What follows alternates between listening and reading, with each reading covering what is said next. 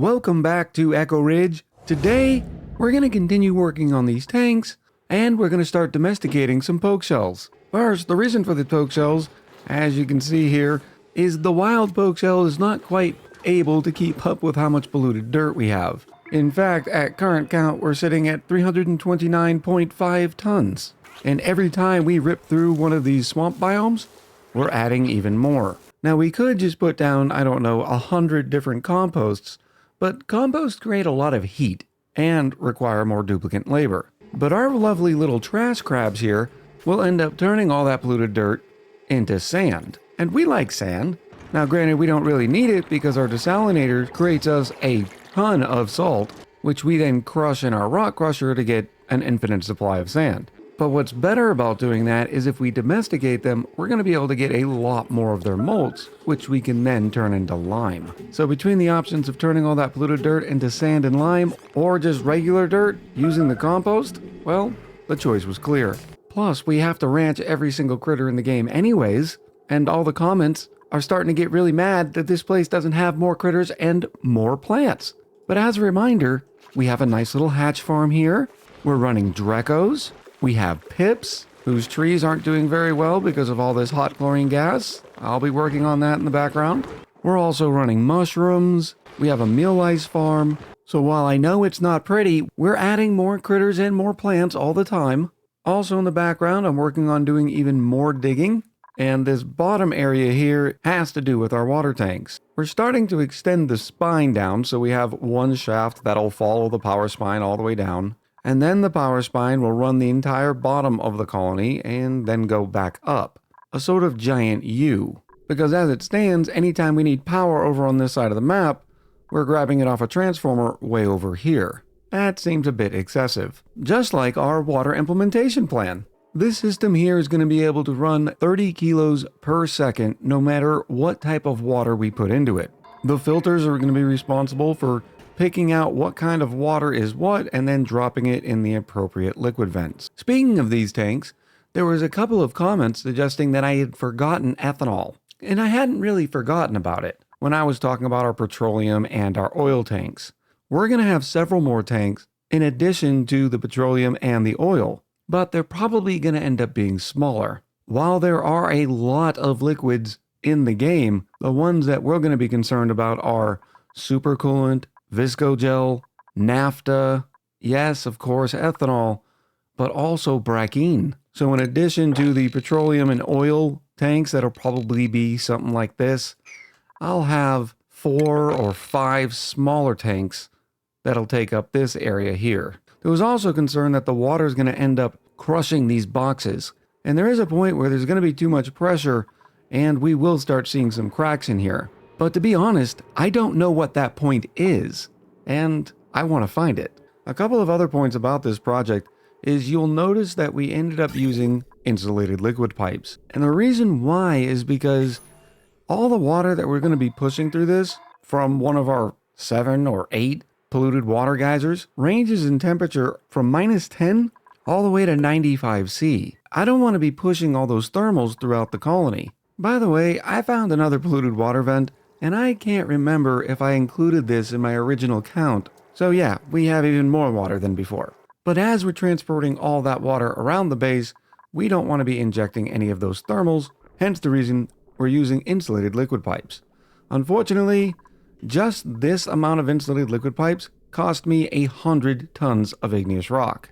And while we are still sitting at 1,100 tons of igneous rock, and plenty more to go as we dig out this planetoid, we don't have a regular volcano to be able to give us a sustainable source of a raw mineral. And that includes our connected planetoid as well, which means eventually the only place we're going to be able to get new raw mineral is going to become from some of the asteroid fields out in the star map. We started the process of bringing the power spine all the way down to the left side of the map, and thank goodness for lead, because even after that construction, we're still sitting at 145 tons of it.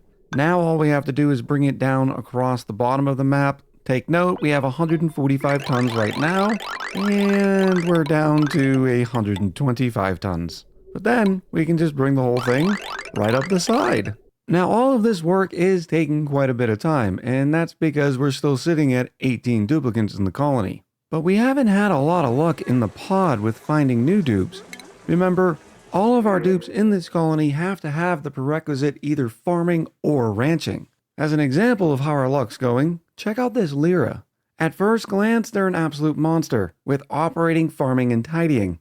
A pretty good mix. They also have green thumb, and they start with tier 3 digging. Unfortunately, they're anemic, which means they have a -5 to athletics. Yes, we could take Lyra and put them in the gym for 50 or 100 cycles, but how does that help my duplicant labor now? I don't know. I'm going to think about it for a minute and just leave Lyra in the pod. Here's another example of how behind on duplicant labor we are. There are eggshells sitting in here. Granted, this whole process is at a priority of 4, but when we're not even turning those eggshells into lime, means all of our duplicants have been doing only priority 5 tasks for quite some time. As another example, we have eggs sitting inside the hatch ranch. I suppose it's better to have a sure thing in 50 cycles than nothing, so why don't we welcome this Lyra home? Welcome to duplicant number 19, QQ? Maybe it's KQ. I'm gonna go with KQ. KQ is eventually gonna be a great mechatronics engineer. They might even do some plumbing. So yeah, let's start them with some improved tinkering. And we'll set their priorities as building and operating. But first, KQ is going to have to sit inside the dupe gym for maybe 50 cycles? We'll see. For the record, it's cycle 742. Let me put this on a nice priority of 6. Now, it's probably been a minute since we've gone over this, so I'm going to give it a quick explanation. This pneumatic door, oh wow, they really are slow. This pneumatic door doesn't allow anybody in by default, but we changed that so KQ can get in, and their only job is to keep this ceiling light on, and since it's directly connected to the manual generator, they just keep on running. Well, until it's time for them to eat. We tried to add a little bit of decor, so it's not too bad of a situation in there. We had an airflow tile because of all of the carbon dioxide that KQ is going to be creating, but the benefit of the situation is not only are they going to be gaining an operating experience, they're also going to be improving in their athletics. I guess I gotta let some other people in just to be able to get the building disabled button gone, and then I'll just make sure that the only place they can go is out. You also want to make sure that the wheels are a higher priority than whatever you're running as standard, and that way the duplicant in question always comes to the dupe gym. Another strategy that you can use is controlling the permissions on the doors leading outside of the base, because this is where the real danger is for KQ with the -50% run speed. Because duplicants in suits already get a massive -6 to athletics, so that would bring KQ down to -11. And this of course is unless the duplicant has exosuit training and they get the penalty reduction. And already within a half a cycle, KQ has 459 skill points. And just like that, 2 cycles later, KQ's already gotten a +1 to their athletics. Now I'm not 100% sure if it's a set amount, in this case athletics experience required to get another skill point, or if the requirement is higher for each skill point. But so far, 1 skill point every 2 cycles means we could put KQ in a suit and back to work in 20 to 30 cycles. With the spine all the way up on the right side of the map now, I'll have access to our power grid anywhere we want, and it won't cost us an arm and a leg, nor require us to eat a bowl of spaghetti to get wires all around the map. Now, we talked a little bit about temperature control with the pipes, hence the reason why they're insulated. We haven't talked about the temperature control for the tanks. Now, this is going to be even more asinine than the tanks themselves, because remember, we're having everything from 95 to -10 degrees in these tanks. What we've done in past colonies is make all these tiles out of metal, and that way each of the tanks would be sharing thermals with the other one. The system doesn't work that well though, especially for an industrial size system like this. So what I'm thinking is thermo aqua tuners. Uh-oh, hold on. Andy? Oh, I see what's happening. I wanted to move the ladder rung over one so I don't have to keep making these horizontal ladders. They can just build the platform and hop over, which has left Andy stranded, along with Sigwolf. There's plenty of oxygen over here, so that's not a big deal. So I'll just put a priority of 9 on this ladder rung, and we'll be fine. You'll be fine, I promise. There's plenty of air. That's actually a good tip. next time I need to just move a ladder over and I'm deconstructing and building another ladder, just make sure the construction of the ladder has a higher priority than the deconstructing. Alright, before the dupes rudely interrupted us, we were talking about the cooling solution. And one note to that is the fact that one thermoaqua tuner would say polluted water as coolant would already have a tough task taming this geyser that's producing 3 kilos per second at 95 degrees.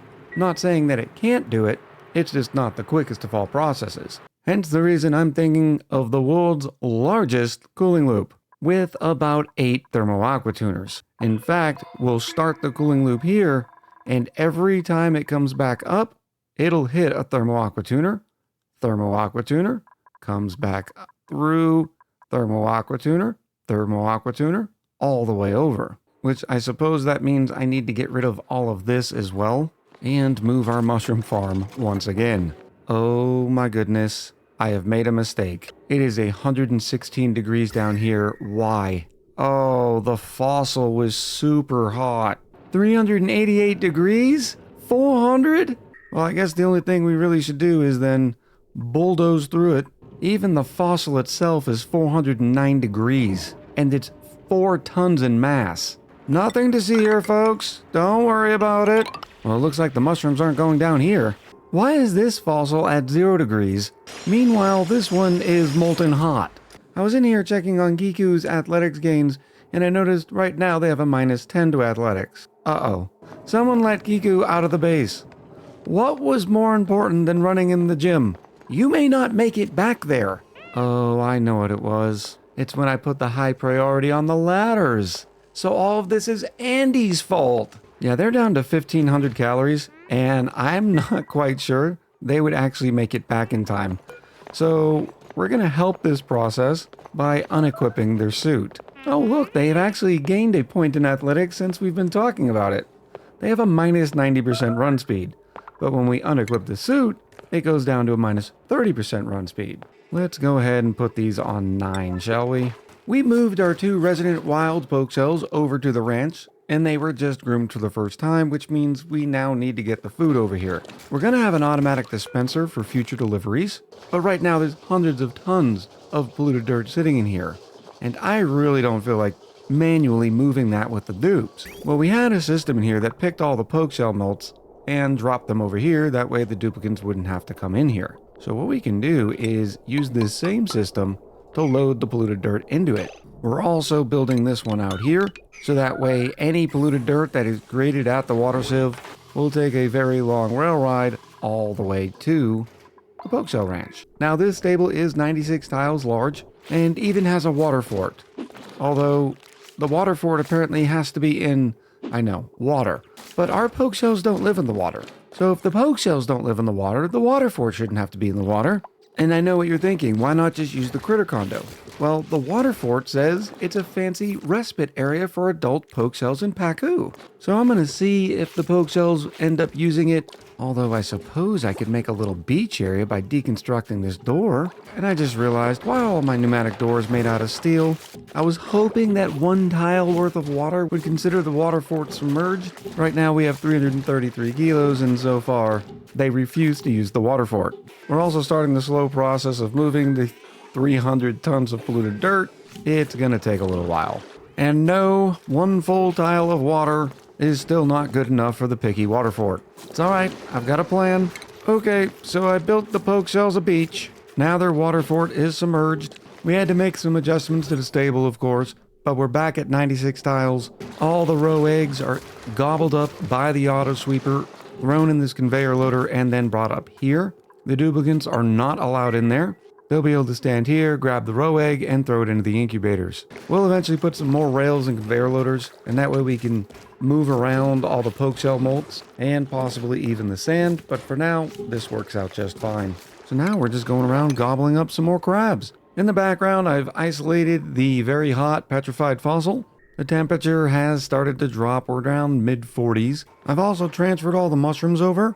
I like this little farm setup. This one has the advantage of 2 storage bins. And it's also sized to where we'll eventually be able to put a farm station. We don't have our fertilizer system up and running yet, but when we do, we'll be able to double the output of the mushrooms, which means it's time to dig all these up and get to gutting this. And the advantage of having the tanks right under it is if we're careful, I might be able to get these liquids where they need to go. So I'll just dig straight up through here and then empty it like that, and all that liquid should drop into the wonderful polluted water tank. Easy day. We've also did some strategic digging to where I can mop up the crude oil because, well, we don't have that tank yet. And just like what we did with the polluted water, we're about to do with the salt water.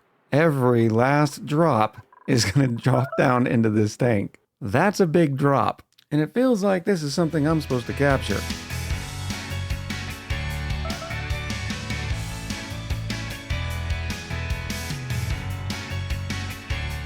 Looks like this last bit is going to take a little bit longer, and so far we don't have any pressure damage. The very bottom tile has 1,460 kilos and climbing, and the top ones are sitting around 1,100.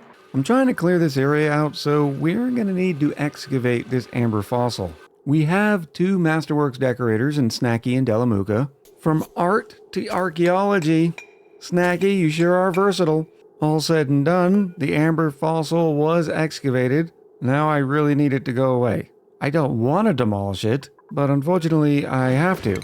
For one, it's in the way of my tube, and for 2, I have to build the massive room for about 8 thermo-aqua tuners. I really hope by demolishing it, it doesn't mess up the story tree. I'm also going to get rid of this one by excavating it. Of note, the dupe has to be able to stand eye to eye with it, and this time we got 1,500 kilos worth of fossil.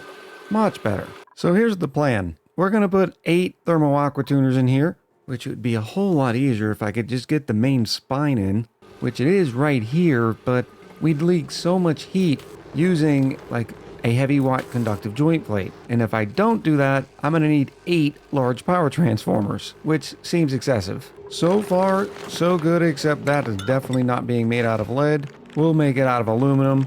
And this pip is bothering me and needs to go. Move, Pip. Move. I also just realized I needed to make this out of insulated tile, not standard tile. As long as the water goes up, we'll be okay, because then the water will just drop right back down. I don't want to break the vacuum. But the next joint plate's going to go here. We'll connect them, insulate the whole thing in, and voila! Our thermo-aqua tuner steam bath has access to the power spine. And of course, it didn't go up. It went sideways. We're going to have to drop a little bit of water right here, and then get back in. There we go. That's going to be amazing. Now let's spend entirely too much on thermo-aqua tuners. I just realized I'm going to have a world of a time putting in 100 bridges just to get the cooling loop through our water sorter. But I think 3 off from the edge will look and operate just fine, except for this one. It's going to be a little special because we don't have a little room. There we go.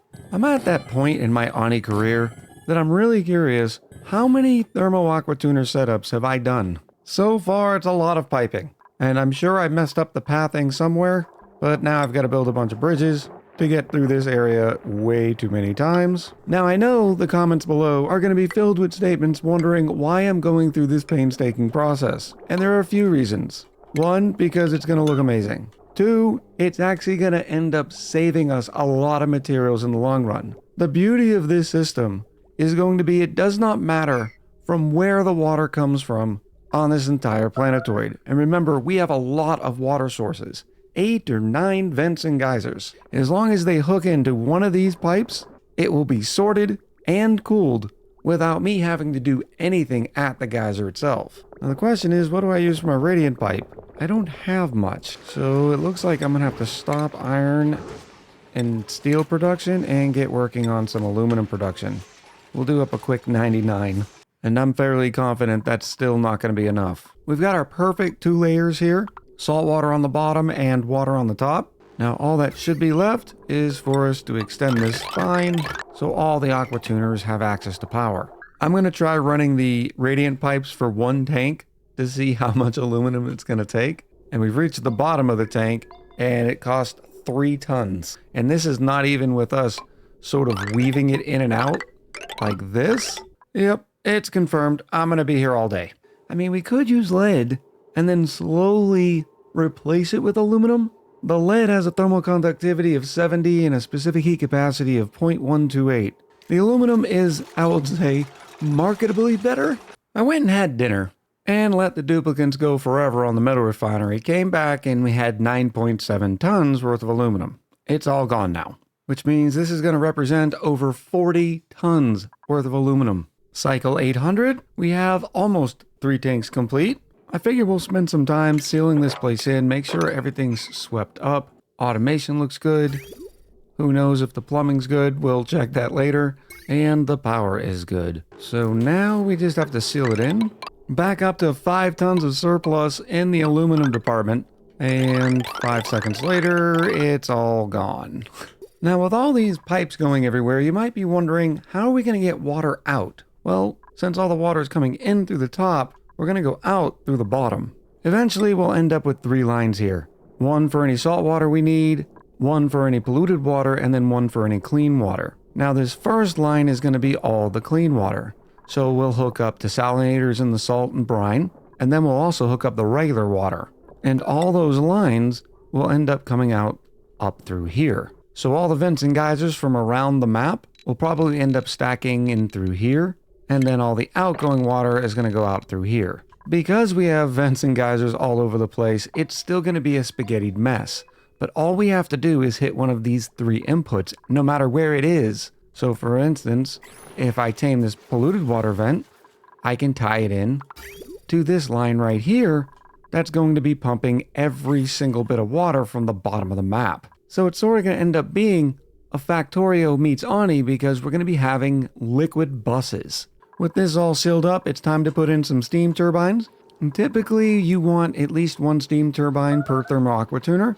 We could probably get away with a couple less because all these thermal aqua tuners are not going to be running at the same time, especially once we hit equilibrium. We're going to make our steam turbines out of lead because that seems like the pro thing to do. And then I'm going to pause it because all I want to do is figure out where the steam turbines would fit, and then we'll remove the ones that are not needed. I think that looks good.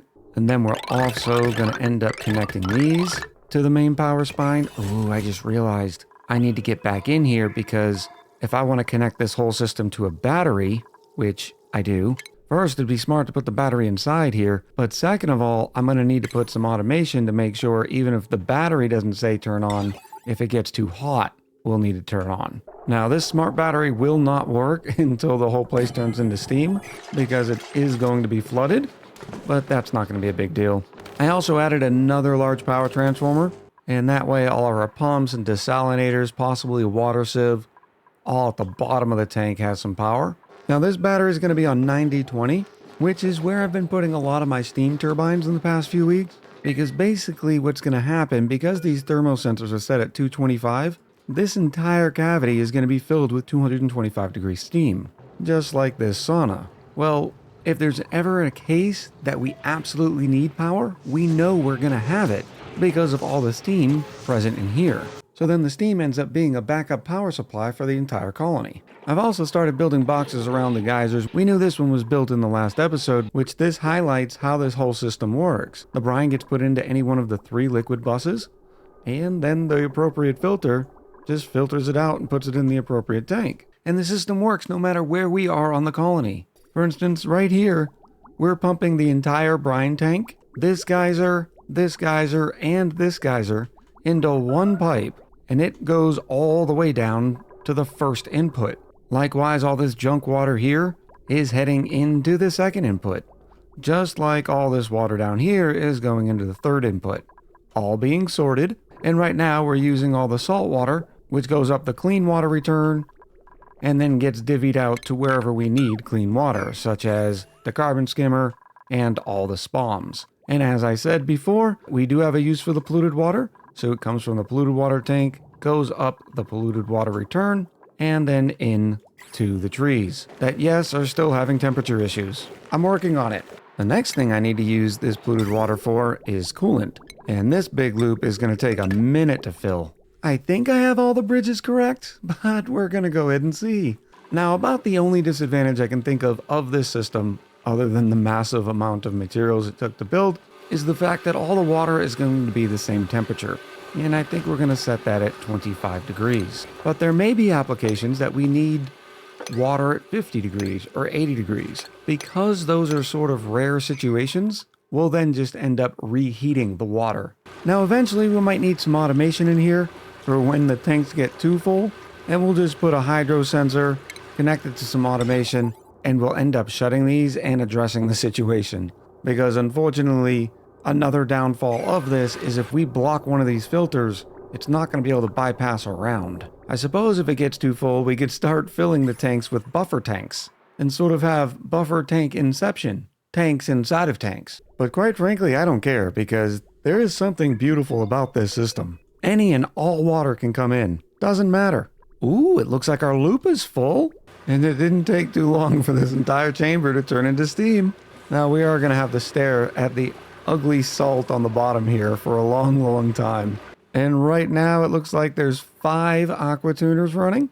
Because not only is it going to cool off all the water first, it's also going to cool off all the gas. And there are quite a few hotspots around because, well, I've been a little indiscriminate on where I'm digging. Speaking of the earlier blockages I was warning you about, if for some reason some oil or petroleum or any other liquid other than the 4 base waters enter the system, there's an overflow here at the end that they'll start to fill up this liquid reservoir. Now I plan on being pretty picky on what we ingest into the system, but you never know if there was some errant liquid, for instance, at the bottom of this cavity. Oh, we have to save all the Pacu. It's gonna take me quite a while to cool down all these tanks, plus I have a lot of sweeping to do around the colony. Well, I hope you've enjoyed the next major build in the farm series and this video. I'm looking forward to hearing what you have to say in the comments below. So until next time, much love, happy gaming, and I'll talk to you soon.